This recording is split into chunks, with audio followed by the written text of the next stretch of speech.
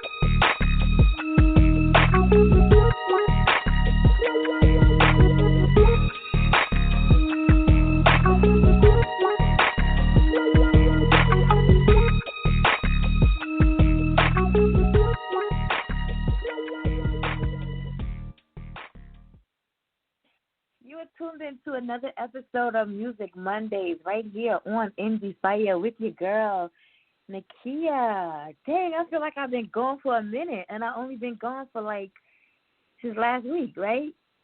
It's so odd to hear that music because, all of last month we were blessed to have a new intro and outro for our series, Quest of a Woman. So now I feel like we need some more intro music, right?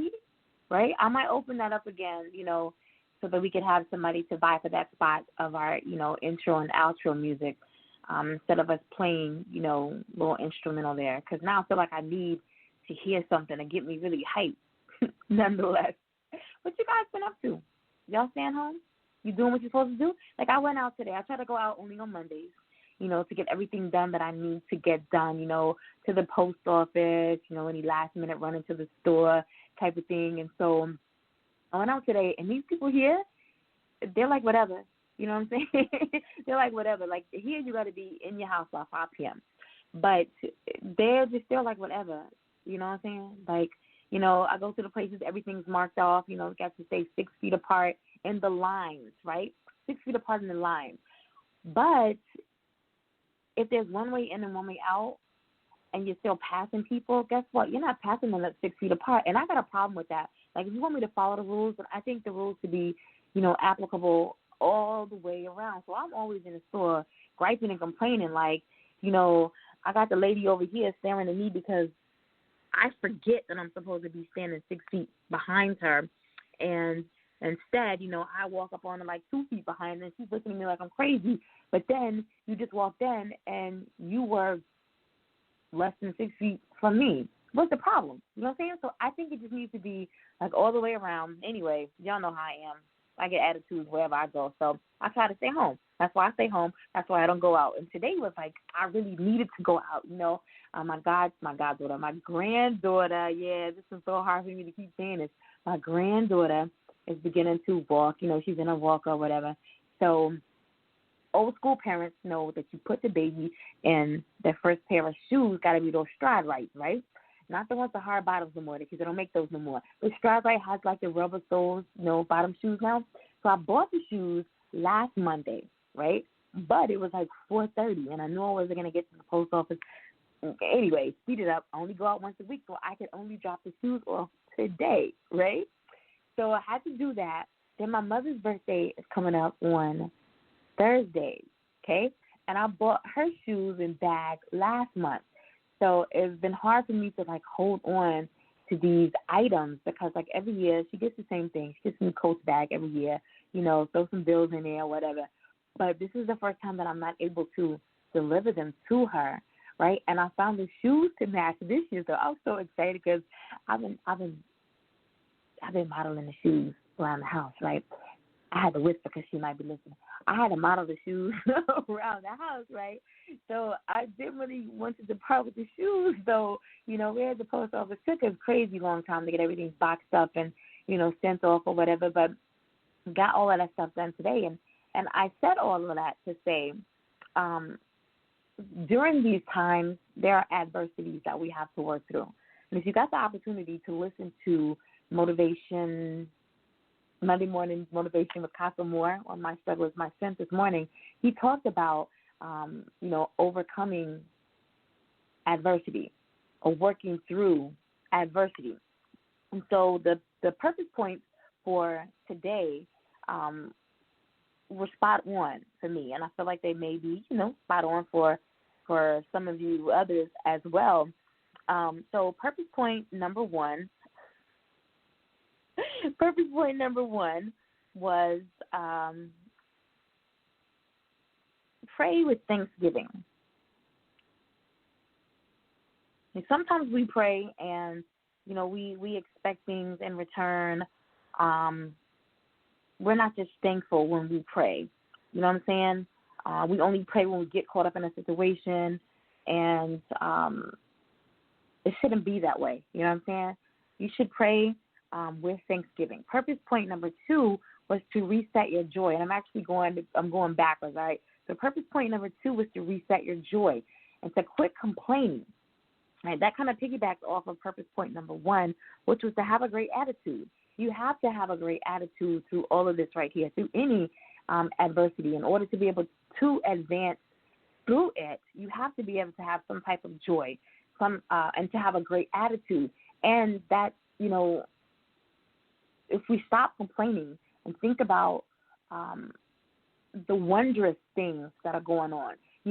People say we see all the numbers of deaths, see all of the cases, but let's talk about the people that have actually survived. You know what I'm saying? Let's talk about the people that have actually been at death's door and recovered. So that is being able to advance through an adversity. And for me, that was hard, to have to ship off items to my mother that, I'm used to being able to drive 3-4 hours and just hand deliver this to her. I had to advance through this and say, all right, well, she'll get it. She's still going to get it in time. Nonetheless, she'll get it in time. I can't be there, but we're thankful to be able to have all of this, technology now, FaceTime, and there's video conferencing, and there's Facebook Live, and you know what I'm saying? There's just so many different ways that you can advance through whatever you feel like is your adversity, all right? So make sure that you're tuning in to Casso at 7 a.m. every Monday morning right here on My Struggle is My Strength, okay? It is New Music Monday. I got some music for you. I'm going to talk about the rest of them tonight on New Music Monday that follows the show at 8 p.m. Eastern Standard Time. How many of you listen to Thundercat? Like, I feel like I need to get on this, because my daughter is home from school, and that's all I've been hearing, lately is Thundercat, Thundercat, Thundercat. And I think of Thundercat back in the day, the cartoon, when I think of him, and she's like, no, Mom, no, he's an artist. And, of course, with me being in the industry, she's always like, Ma, don't you know? And I play along, like, of course I do. And I don't. Well, he dropped his album over the weekend. That's all I have heard all weekend long. So you got that album right there. It is what it is. All right. Drake dropped Tusi, where's it at, guys? Tusi Slide. There's actually a dance to this. Now, the song itself was released on Friday, April 3rd, but supposedly there's, it's been a huge hit already on TikTok, which I feel like adults, we don't need to be on that. Let the kids have something. So it's big over there already. I don't know if I'm going to listen to that, but you all who have already heard it, let me know what you think. Give me your opinion on it. Calvin Harris, a.k.a. the Love Generator, he dropped a duo of tracks. We got Moving, which features Eli Brown, not my guest tonight. All right, that's Eli Brown. I got Eli here tonight, all right? And then he drops Don't You Want Me. All right, that's Calvin Harris, Love Generator. And I think that's it. That's all I got for new music right now. We're going to talk about that tomorrow night on the show, how it is affecting the music industry and what our, artists are doing to get through these coronavirus times.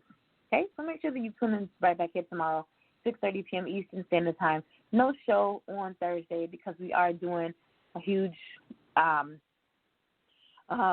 video conference call with my mom for her birthday on Thursday, and so no show Thursday. But then we'll be right back here on Monday at 6:30 p.m. Eastern Standard Time with, that's an open spot.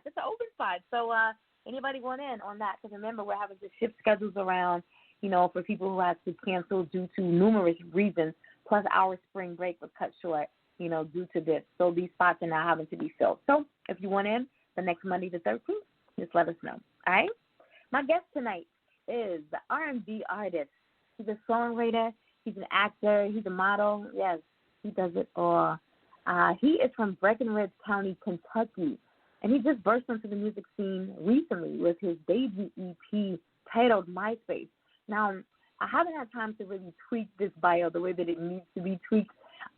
So if it sounds a little and you go look for it, this is why. Coronavirus is affecting a lot of us, as we know. It has affected the release of the part 1 of this EP, which was scheduled to drop last week, the 29th, on his birthday. It didn't happen. Nevertheless, he's moving forward. All right, so the first part's going to drop really soon, and then the second part he hopes to release the later part of this summer. Eli has accomplished so much in his life before writing his own music. He was Gaston in the Beauty and the Beast production at his high school and currently hosts and performs at open mic nights in his hometown. Eli hopes that through his music, people can connect with him on a personal level and just vibe. When he is not in the studio recording or writing songs, he is working on his clinical psychology degree at Western Kentucky University and managing his clothing brand called Crown X. When he is not doing schoolwork or working on his brand, Eli is enjoying time with friends and family on campus and back home. Eli's biggest motivator to succeed is his drive and passion for music and the support his family and friends give him. Eli hopes to eventually move to L.A. and continue pursuing his music career after the release of his EP. Eli is big on self-love and motivation to succeed and is always encouraging friends and family to go for their dreams and reach for the stars. Endie Fiya listening audience, I present to you this evening my very, very, very special guest, R&B artist, songwriter, actor, and model, Eli.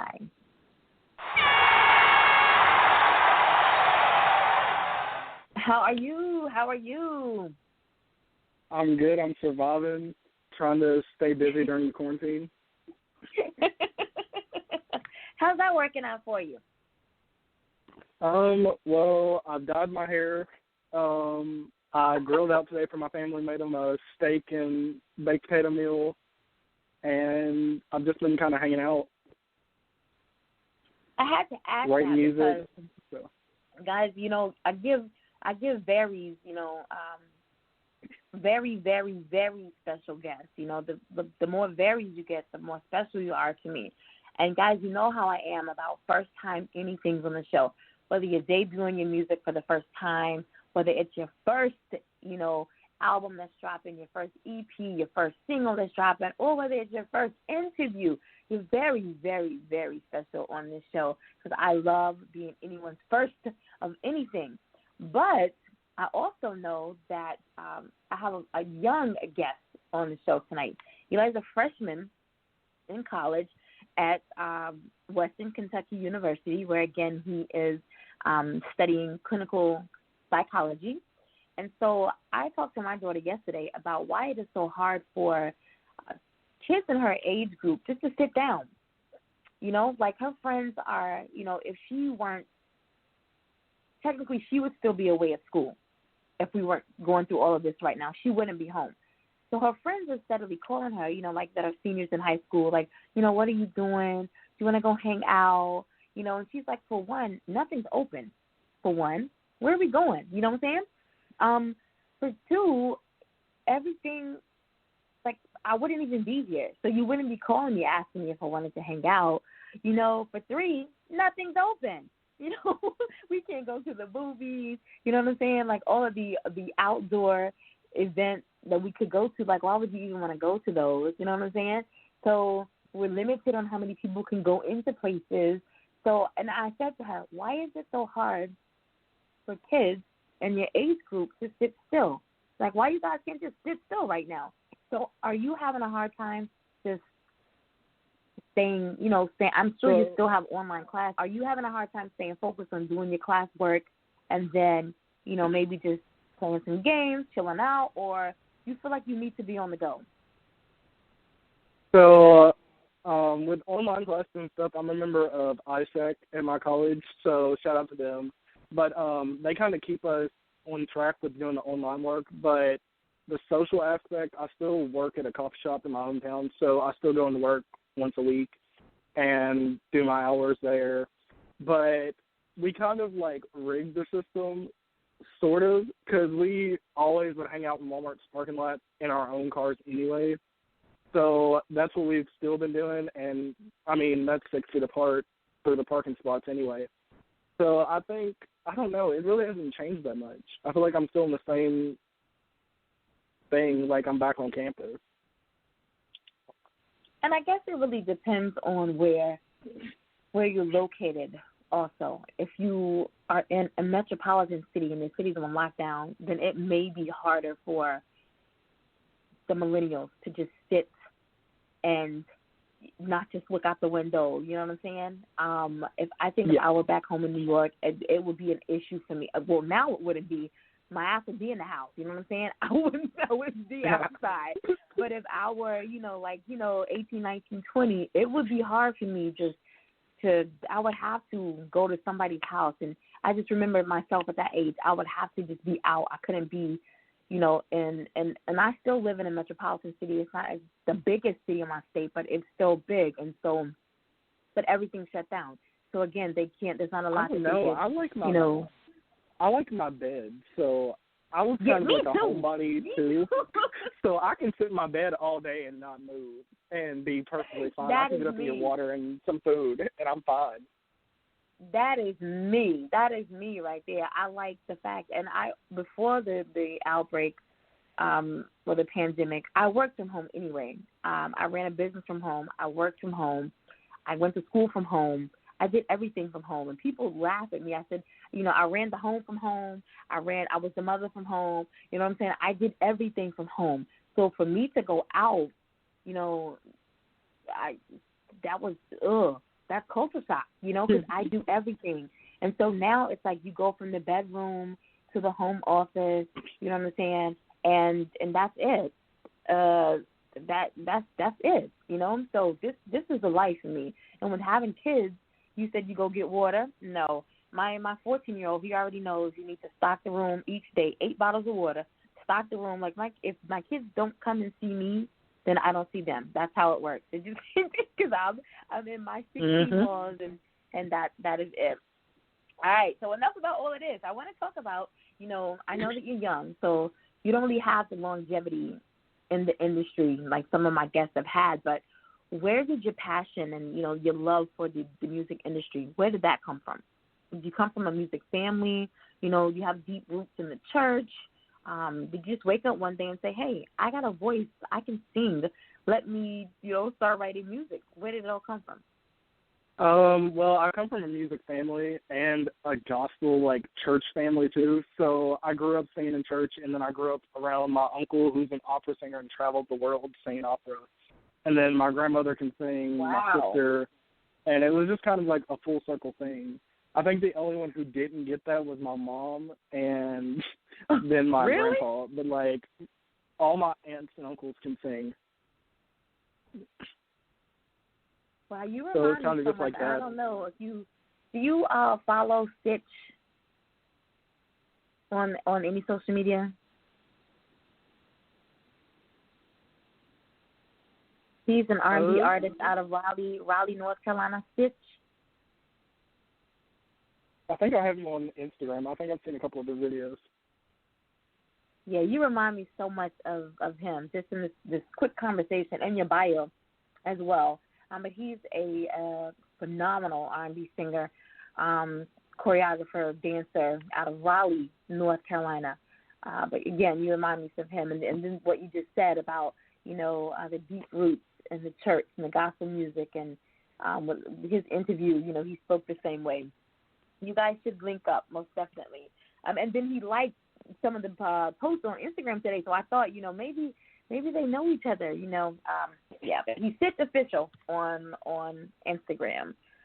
So we have the roots, in the church, and the musical family. I don't think I've ever had anyone on the show who just said, I woke up one day and I said, oh, I was gifted with this voice to sing, and so now I'm going to sing. No one's ever said that. Everyone's always, always come from the musical background, and I think that makes it so much easier to just bust up on the scene. Your confidence level's boosted because you have these people in your family, you know what I'm saying, that they're going to cheer for you because they've gone through, some of these processes themselves. So I think that makes it more special. They support you in a different way, and they know how it is for artists. So congratulations on that right there. That's huge.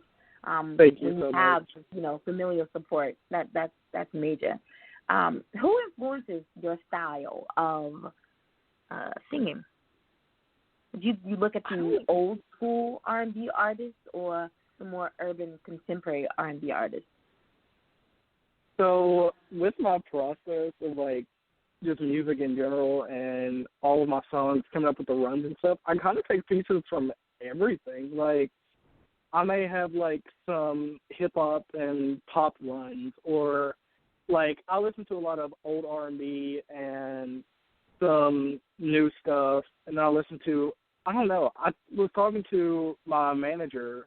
We were trying to figure out what genre I'd be put in. I was like, I don't really think I can be put in one specific genre because I'm very versatile with my music. And I think with the EP, everybody will see that because one of the songs I have on there is kind of like a country R&B mix that's not been done yet. Versatility is good, and when I first heard you speak, I thought, and I told you I haven't heard the track, so I'm curious to hear how it's going to sound. People can talk one way and sing and rap another way. You wouldn't even know that was that individual.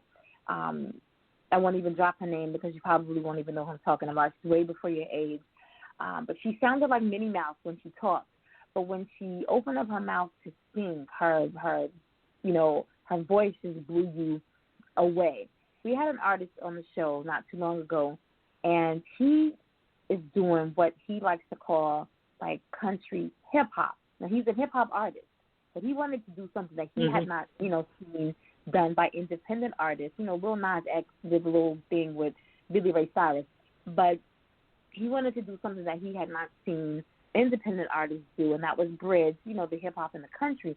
And his song is doing phenomenal across the country. He's pushing to go global with it.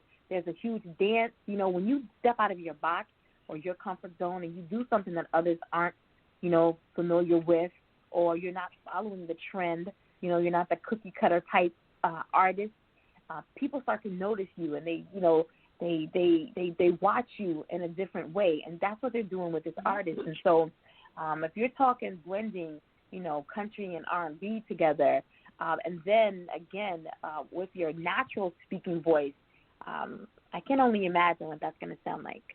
I can't wait to hear that. Yeah. So what's the creative process like for you when it comes to writing your music and then getting in the studio to perform the music? Take us through how that process works for you. Okay, so my first day in the studio, met with the producer, and he was like, okay, so what's your working process? Do you write down the lyrics? Do you record your lyrics? And I'm weird because I feel like writing down the lyrics, I feel like it's not, I don't know what the word would be,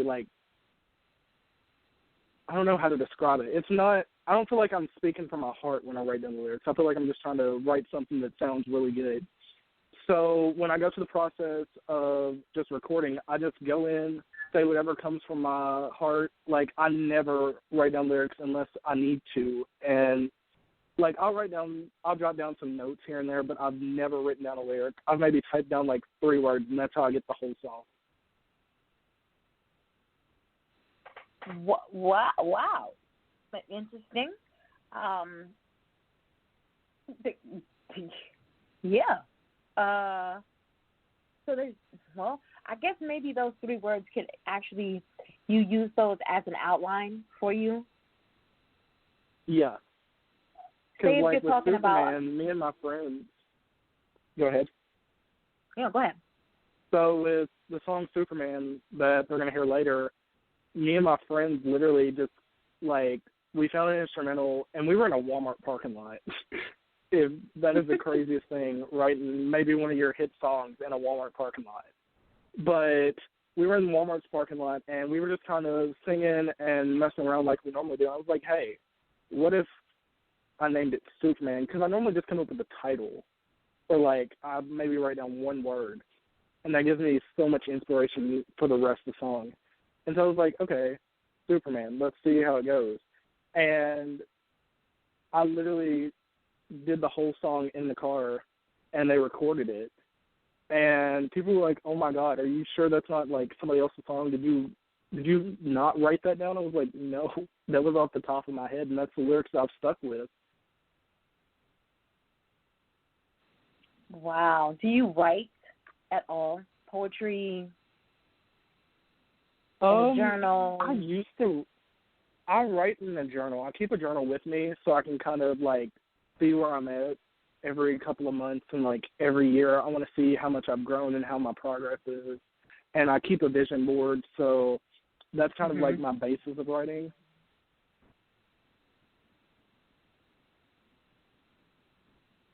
Yeah, I'm still kind of just blown away. Something that you said, I agree with that. The title. You know, a lot of artists, the title actually comes last for them. The hook may come first, the lyrics, the title would come last. And for me, I'm a songwriter. I always needed a title. I always had to have the beat first, or have to have the beat first. Then the title has to come.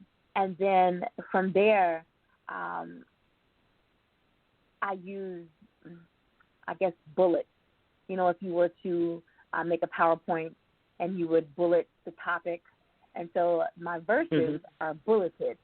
My process is ridiculous, which is why I could never put song out after song out after song out. We're talking two songs a year. That's how slow my process is.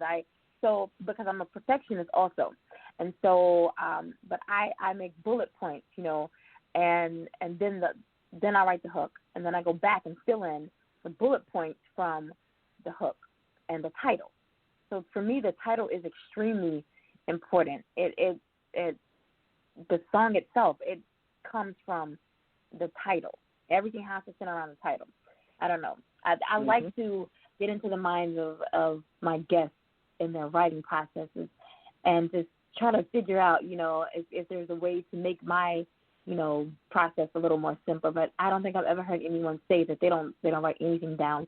And maybe an age factor has a lot to do with it. You know, you can remember things off the dome a little better at a younger age than you can, you know, you're as old as I am. Like, I need all sorts of notes, you know, cue cards and everything. I need all of my stuff written down. So, but that's amazing that you're able to do that. And if it works for you and you have people in your corner that are saying, and I want to say this, you know, being the age that you are, you're surrounded by a lot of, you know, friends who are always going to support everything that you do.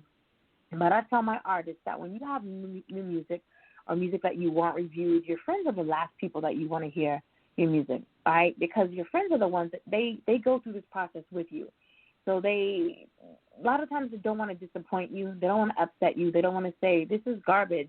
And so you send that track that your friends have boosted your ego and said, this is, you know, this is fire right here. You send that off to a station to be played, and they're just like, whoa, what is this?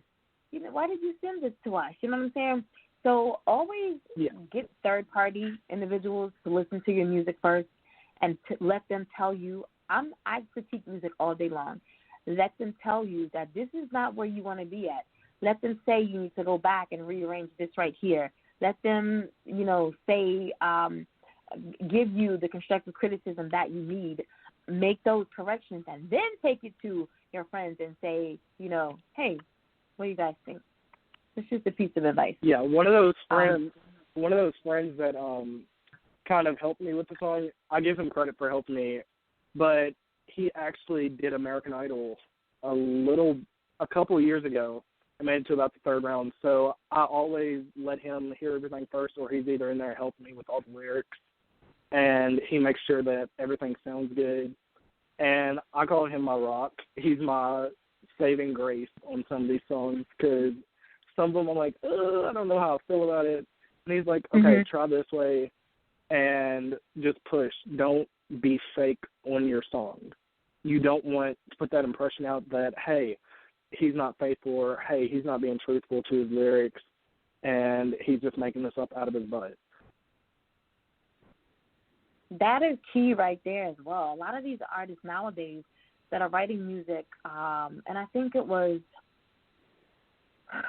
Billie Eilish who said not too long ago that there were so many, and so a lot of people took this the wrong way because they felt like she disrespected, those artists in the rap game. She said a lot of them, the lyrics that they wrote, they didn't live that life at all. They never lived that life. They're piggybacking off of, somebody else's lifestyle, what they've seen on television, on a movie, quote unquote, How to Be a Gangster 101, you know what I'm saying?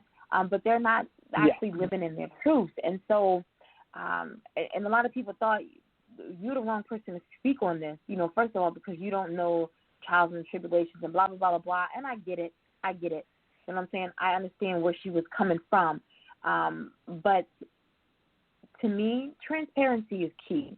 And I think reality and the realness of an individual sells more than what you want your audience to perceive. If you're writing a book, if you're an author and you're writing a book and you want to tell a story to entertain your reading audience, you make up stuff. There's a genre for that. You make up stuff, as a fiction author. Nobody expects this to be about your life. This is something that may have happened someplace else because you research to write this book. But when it comes to someone's lyrics, and you're always speaking in first person and talking about what I did and my life, and you haven't experienced any of this, I think it lessens the credibility of an artist, especially now when you have so many young boys and young girls that are impressionable, and they're following each and everything that they see these artists do. So it is so important to just be truthful about what your lyrics speak and how you live your life. You don't want to sell a lie. You know what I'm saying? I would rather have so many more no's than yeses if I'm able to be truthful with what it is I'm putting out. If I know that my brand is 100 versus, I'm selling people all of these lies and empty promises. And so something that he said is that his friend made it to the third round of American Idol, guys. He didn't say his friend went up there to audition and was one of those people that, we see the bloopers because they can't sing. So when you make it that far, you actually have contestant mentors and everything. So understand the difference in having just a friend who was on American Idol and a friend who advanced that far. So those things that friend is telling him, is spot on. All right, I didn't want him to think I was saying, don't listen to your friends when y'all sit in the Walmart parking lot. You know what I'm saying? I don't want him to think I was saying anyone else who's out there listening. You know what I'm saying? This individual, when you go that far, you have the backing of other people that, is pointing him in the right direction and putting the right things in his head. And so he can come back and say to Eli, hey, this is what I've learned. This is how, you need to do this. This is what worked best for me. And when we ask that question at the end of the show, how would you inspire another individual? That right there was a perfect example of not sitting on what information is given to you, but pouring into someone else so they can make it applicable to their lives. That was the perfect example right there. Y'all know me. I can get up here and get to talking. What happens when pleasure goes against principles? He recalled how their bodies collided. They moved in sequence to the sounds of passion. Does pleasure win over our principles? He plotted a way to secure his position in her bed forever. Do principles triumph over our desires? How could they passionately make love all night? How could she dismiss him like a schoolboy? Find out in Her Pleasures, His Principles by Chanel, available at Amazon.com. Ooh, thank you, Chanel. Yes, Her Pleasure, His Principles. If you love some good urban Christian fiction right there you have it. Amazon best-selling author Chanel, Her Pleasure, His Principle. If you're just tuning in, you're live right here on Music Mondays on Endie Fiya with your girl Nakia, and I'm joined with my very, very, very special guest, R&B artist and songwriter, actor, and what else you do? You do something else. Let me see. Singer, songwriter, actor, model. All right. So, how did we get into modeling? It was, I don't, like, my dad used to model, and then I would always, like, I'm obsessed with taking pictures. Like, if you look at my Instagram, it's literally, you can tell that I've edited. Like, you can tell that I've edited. You can see all the, like, pressure that I put on myself for that one picture to make it be so good for Instagram. And it goes back to, like, talking to Ebony, who's my manager, and we were like, hey, because she threw it out because her daughter actually is about to start doing modeling too, and she threw it out, and she was like, your pictures are really good, but let's get you in front of an actual camera, and let's see how you do with modeling. So I've done a couple photos. I haven't put them out yet, but I don't know. I'm just addicted to it now. Like, I've always watched those Calvin Klein commercials, and, like, I've seen all these little campaigns going over advertisements. And I was just like, hey, I want to do that. Did that have any influence in you starting your own clothing brand? It did. Actually, Beyonce. When she put out Ivy Park, and I just looked at kind of like, because some of my hoodies kind of resemble, like, I'm so inspired by all, like, Tommy Hilfiger and, like, all these artists, merch, and different stuff like that.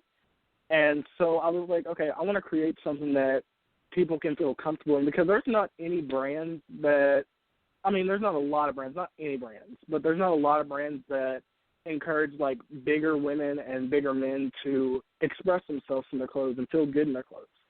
And that's kind of my mission for my clothing brand. I want it to be a versatile clothing brand for everybody. I want everybody to feel good, no matter their size, color, anything. I want them all to feel good in their clothes, and I want them just to honestly know that they're worth it and that they can wear everything that everybody else is wearing. That it's not just, okay, I can't wear this because it's only for skinny people, or I'm not going to look good in this because I have a little bit of stretch marks and stuff. I want everybody to feel good and not just seclude themselves from the rest of the world.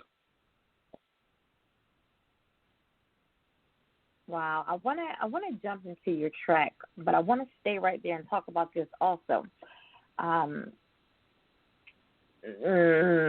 So let's jump into the track really quick, and then we're going to come back and talk about, because your bio says that you're really big on self-love and motivation. And I feel that in this industry, there's just not a lot of that. We see, artists here and there that are promoting it more so now. Shout out to Lizzo. We do see, I was about to say,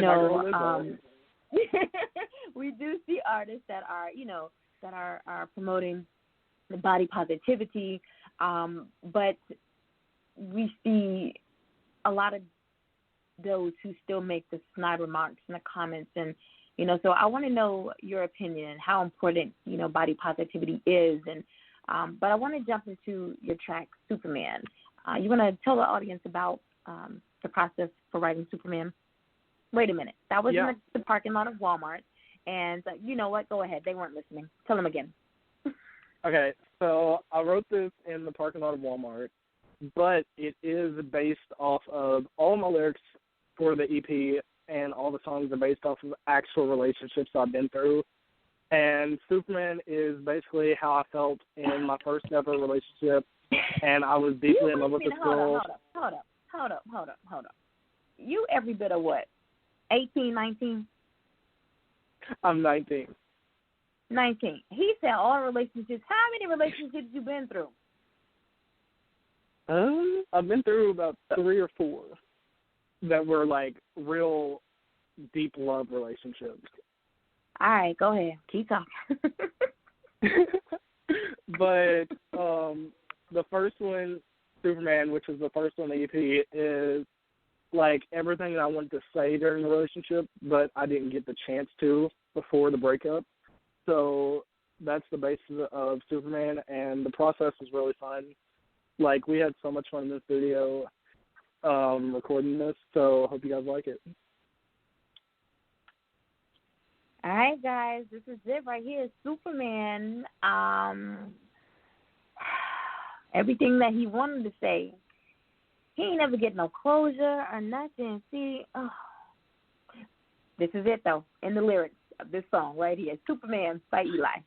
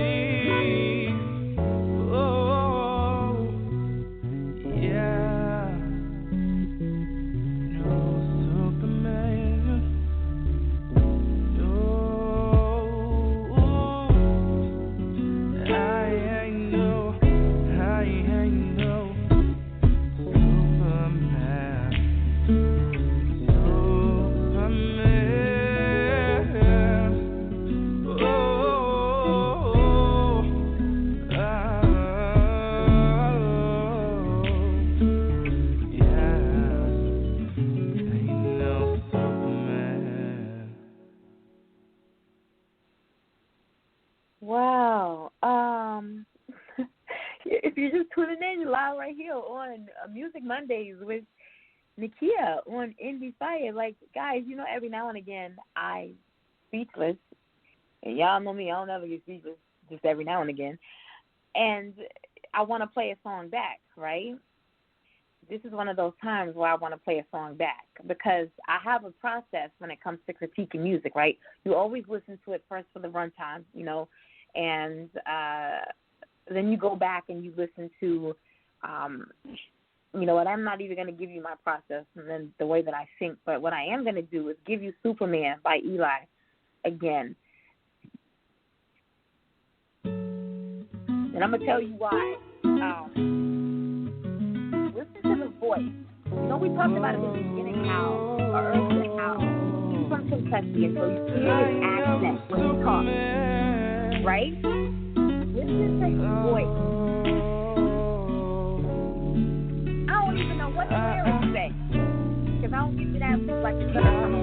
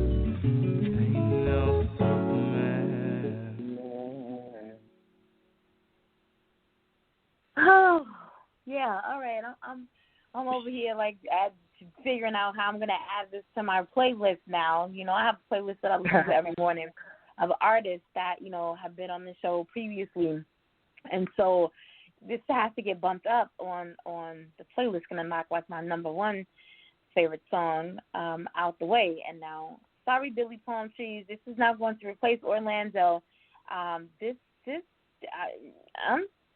Yeah, guys, did you hear it? If you didn't hear it the first time or the second time, you're going to hear it We're going to make some adjustments. I'm telling you right quick. We're going to make some adjustments for New Music Mondays this evening. You're going to hear it again.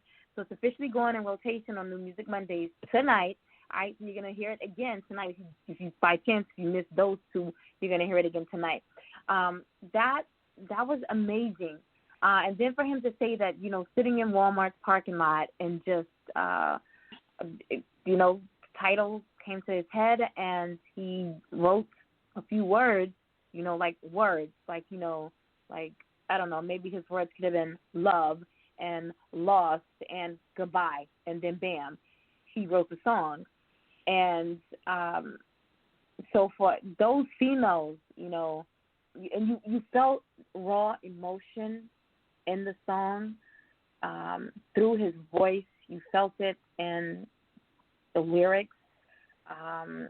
You actually feel like this is believable because, I've been through this. There was a time in my life where, I went through this exact same thing, and you felt heartache, you know what I'm saying? But at the same time, you felt this crazy energy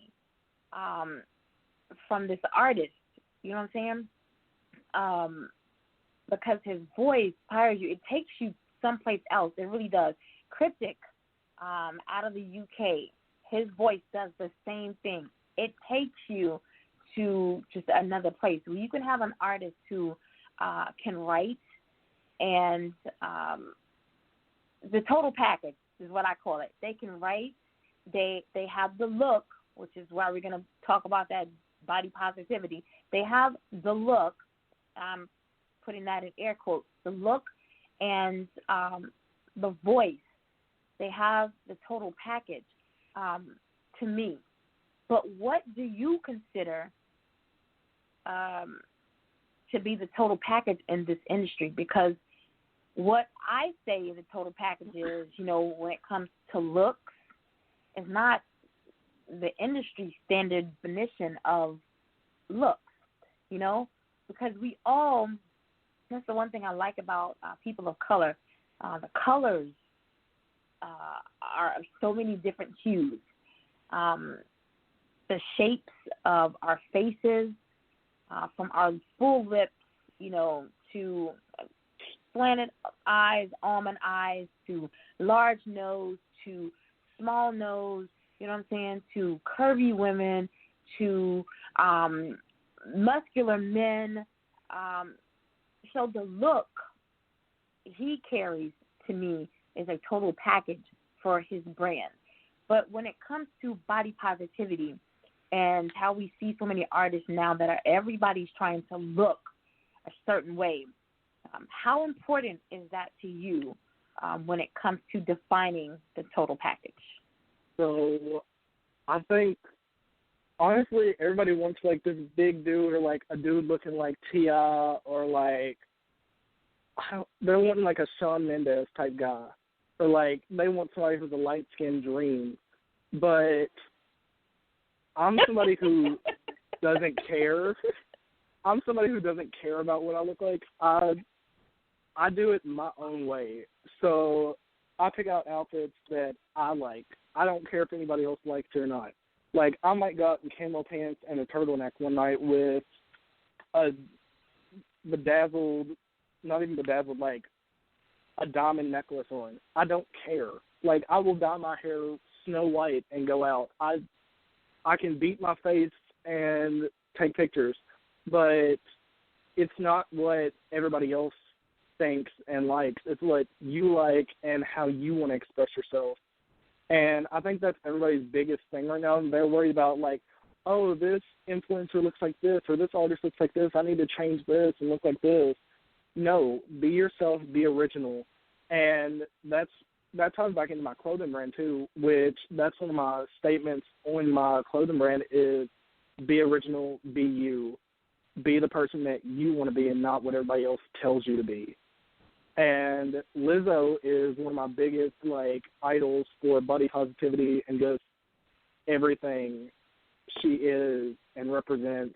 I love her to death for what she's done since she's been in the music scene with just not caring that she's a big girl twerking on stage playing the flute. Like, right. Like, I don't know if anybody can say, hey, I'm going to get on stage and I'm going to just twerk, wear short shorts or wear a leotard, and I'm just going to be me. Nobody can do that. But you just have to set your own standards of, hey, I'm me and I'm here, and nobody else can tell me how to dress, how to look, and how to carry myself as long as I know who I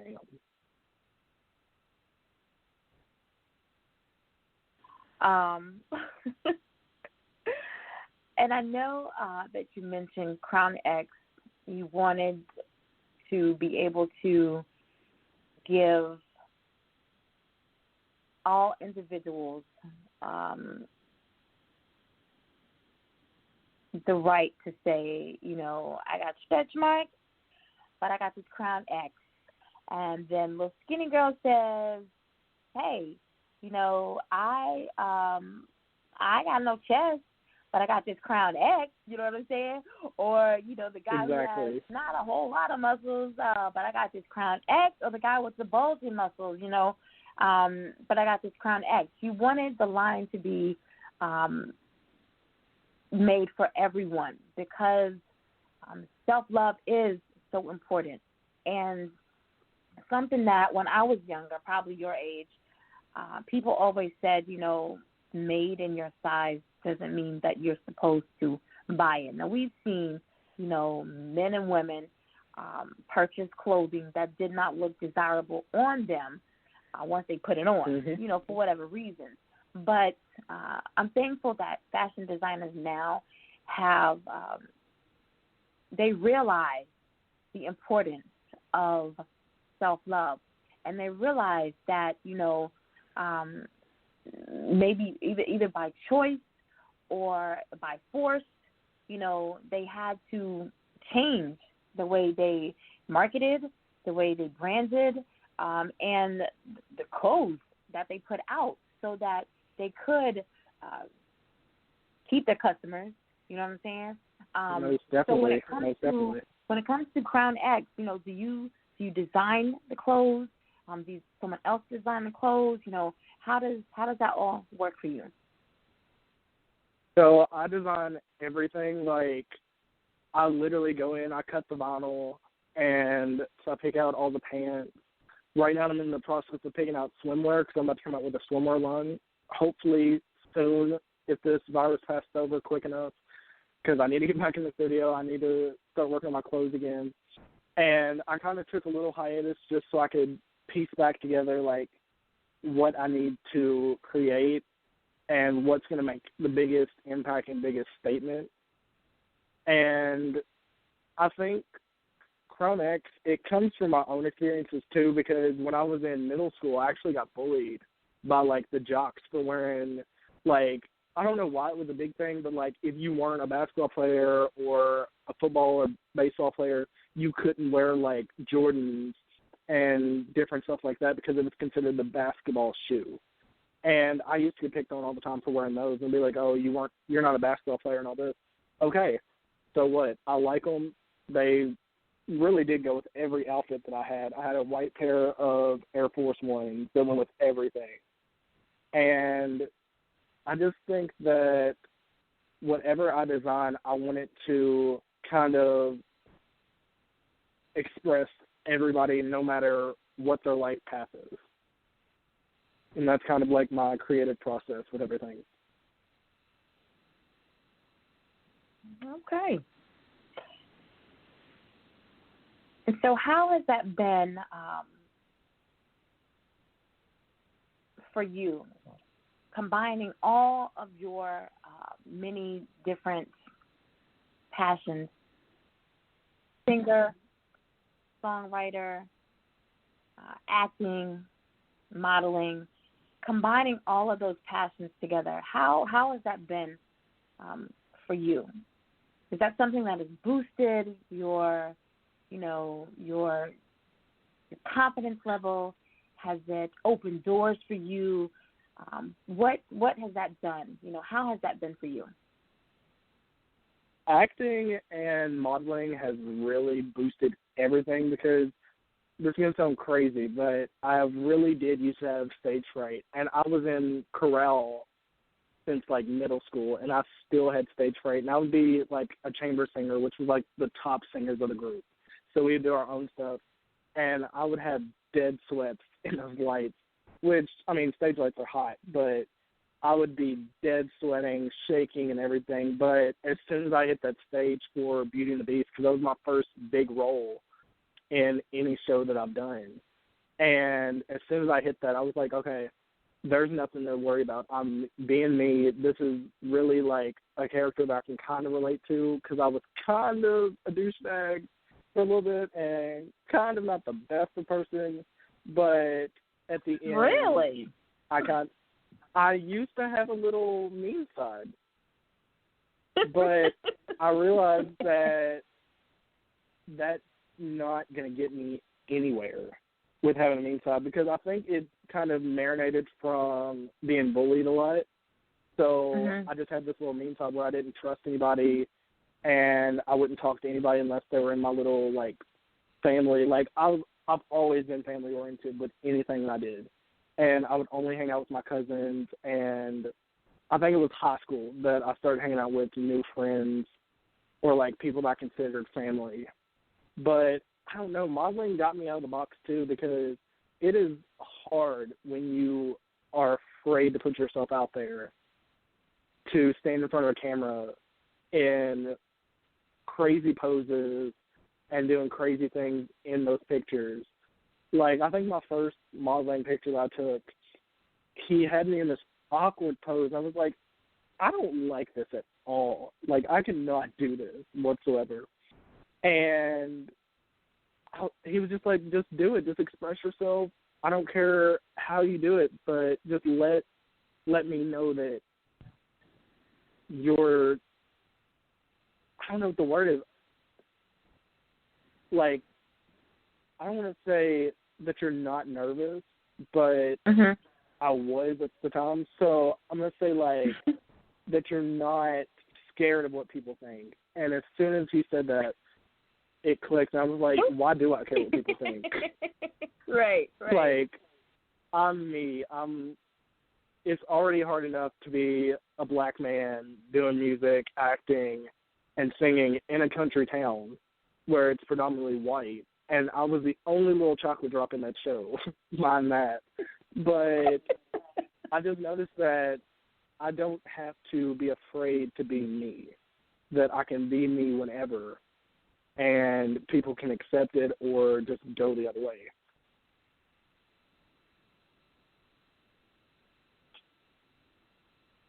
That's what I love about our youth today. The fact that they can speak so freely about themselves, providing that people are, accepting of what they have to say. A lot of them don't even care. As long as they have a good support system and all that, it is that they're trying to say, but they don't care. They live their lives just carefree. And I think a lot of the older generation, can learn a lot from the younger generation and vice versa. Of course, always that. But as a parent, I have a lot of stressors. And, as a teenager, you're not as stressful as I am. But when you listen to a teenager or a young adult talk, and they talk about being able to live their lives, carefree and just not really caring about what people say, I think a lot of adults just could adhere to that, because adults are so older adults. We spend so much time trying to please, our coworkers or our boss and our spouse, and we're not happy. You know what I'm saying? And that sometimes that makes don't a lot forget of the old adults church ladies too. Oh yeah, those too. I stopped trying to please them. Trust me, I stopped trying to please them. But, I feel like adults aren't really living their true selves. They're not living and they're not walking in their own true identity. They're so busy focused on pleasing other people, and I was one of those people for so long. Why I can speak so freely about it, I was one of those people for so long. I don't want to talk about anybody else's, issues and qualms, but I was that person. And so now I believe in just being transparent about everything, because that releases a lot of stress, that calms down a lot of anxiety. And, something people, when you talk to people nowadays, they're always asking, oh, how are you? How's your family through all of this? Is there anything that you guys need? They always end with, I hope you guys are well. All of that, that's the language that most, people are speaking now and how conversations go nowadays. And my only answer for people is I'm at peace, something that I had to learn from, like, my daughter. She says, Ma, I read the news every day. I know what's going on in the news, but, you taught us one thing, and, I know what the Bible says, and why do we have to sit around and just worry about it, And that's my response now. I'm at peace. Like, and I felt like I should follow that up with, am I crazy? Because I'm worried about what's going on in the world, but I'm not worried about the effects that it's going to have on me and my family, because I constantly quote Psalms 91, and I promise, guys, I'm not going to get on that pedestal tonight, but I constantly quote, Psalms 91 throughout my household, and I did it a lot last year and never understood the reason why. And if you read it, it all starts to make sense now. And so, but I had to hear that from a teenager. You have to, you just got to just calm through the storm.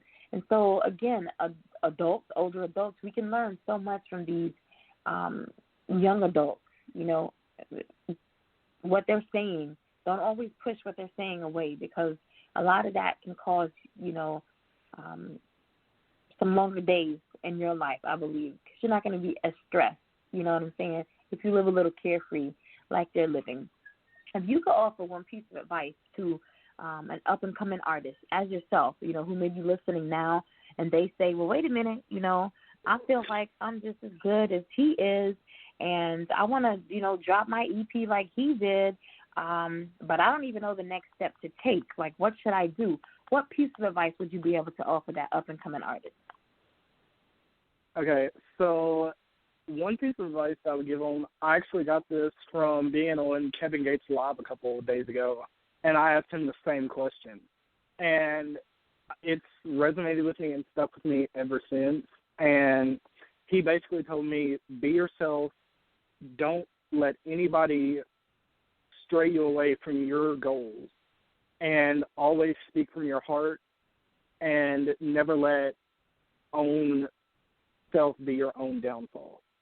And I think, like, just do it. Like, go to the studio, record, write down some stuff. Like, start with poetry. If you're a good poet, poems are good songs. I've sung a couple poems just for the fun of it in my room, and they make really good songs. But get your process down, make a vision board. Vision boards are the best thing that you can make to help you stick to the way that I pieced out everything. I split everything into quarters of the month. So this first half of the year was the interview plus putting out my music and getting everything done. The next part, working on my YouTube channel, and the third part, just seeing how everything is, tallying up everything, and restarting it for the next year. So just go out, do it, be you. Don't let anybody else tell you that you can't do it. And just reach for the stars. No goal is too big or small to succeed at. Awesome advice. Guys, when I tell you, when I have guests on the show and they drop these gems, just don't sit on what they're saying. Make them applicable to not only your music career or your career as an author. Make those applicable to all aspects of your life. These are, at some point they may have gone through these exact same trials and tribulations themselves, these hurdles. They persevered through them, and so they're trying to give you the shortcut way by giving you, these tidbits of knowledge. So make sure that you're using this free information that they are providing to you. All right? Eli, I want to go ahead and open up the floor to you now so that you can go ahead and get all of your contact information out for those who may be listening live or for those who may come back and listen to one of the many playback shows. The floor is now yours to get all of your contact information out. Okay, so first of all, thank you so much for letting me be on here, and thanks for interviewing me. This was the biggest thing that's happened so far. You're welcome. Oh, God. Much love for being my first. Second, you guys can go and follow me on Instagram at _Eli_official. That is a mouthful, and it's the same throughout all of my social media accounts, which is Snapchat and Twitter. I am coming back on YouTube right now, so I have my first vlog back already uploaded on my YouTube channel, which is King Elijah. I am in the works right now in talks of when we're going to release. You guys heard the mastered, un-ad-libbed version of Superman, so hopefully I can get you that version. I'm working on a remix of Superman, too. And, yeah, I can't wait for you guys to hear the rest of the EP and get everything moving and cooking. Stay safe. I love you guys. Thank you so much for the interview. So, yeah. Oh, man, he said the remix. I don't know if I'm ready for the remix. And I don't think I want that version right there. I don't want to hear nothing else. I just want that version right there. I'm selfish. I want that version. But I'll give you guys, the other version. All right? Fair enough? Guys, make sure that you come right back here 8 p.m. Eastern Standard Time for New Music Mondays right here on Endie Fiya. I got some bangers tonight. Yo, where are we going? We're going to UK. We're going to Cape Town, South Africa. I think that's all I got. And then, of course, right here in the U.S., I got some bangers tonight. Yeah, I know you guys got nothing to do. You sitting around the house. You got new music. Send it to me, okay? So we'll see you right back here. I got you with new music. Yes. You got the email address, so send it to that same email address. They'll get it to me. We'll get it in rotation. That's how it goes. All right, guys? So right back here, 8 p.m. Eastern Standard Time. Thank you again for joining us, Eli. And, guys, it's been fun, but we got to run.